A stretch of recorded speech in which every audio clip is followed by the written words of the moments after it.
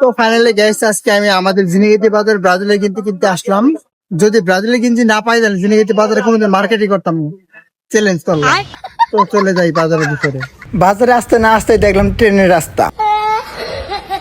তো ট্রেনের রাস্তার মতন সিরিয়াল ধরে আছে অটো গাড়ি।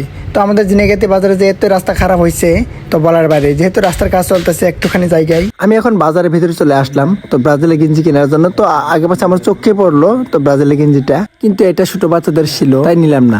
আর অন্যান্য মার্কেটে দেখি পাওয়া যায় কিনা, তো যে মার্কেটে পাওয়া যাবে সেই মার্কেট থেকে নিবো আমরা। আর যে কোনো একটা মার্কেটে যদি এরকম গ্লাস থাকে তাহলে এরকম স্টাইল নিতে হয়। আমি যেরকমটা নিলাম সেই রকমটা। আর একটা দোকানে চলে আসলাম, দূর থেকে ফোকাস করলাম যে এই জার্সি গেঞ্জিটা আবার নিতে হবে। আর ব্রাজিলের ভক্ত হয়ে যদি আমি ব্রাজিলের গেঞ্জিটা না পরে তাহলে কিন্তু হয় না, তাই ফুসফাস করে দোকানে আসলাম, চটপট করে গেঞ্জিটা বেছে নিলাম।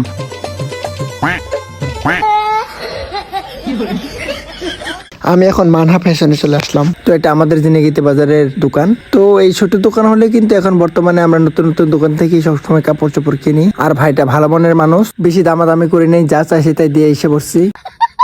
এখন আমি আর একটা দোকানে যাইতেছি, মামা নাকি গেঞ্জি নেবে তাই সাকিব ফ্যাশনে যাইতেছি আমরা।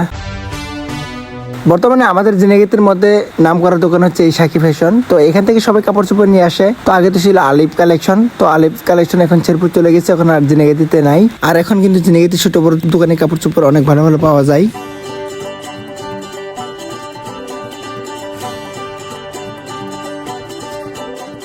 মামার মার্কেট করার চেষ্টায় চলে এসে পড়লাম, বাড়ির দিকে রওনা দিলাম।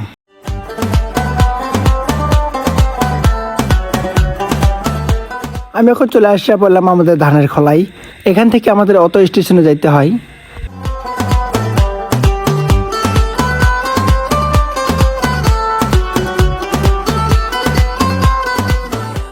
এটাই হচ্ছে আমাদের অটো স্টেশন। তো এখান থেকে র্যাংটে যাওয়ার অটো পাওয়া যায়। তারপর একটা অটোতে উঠতে পড়লাম, ভাঙা রাস্তায় পড়লাম।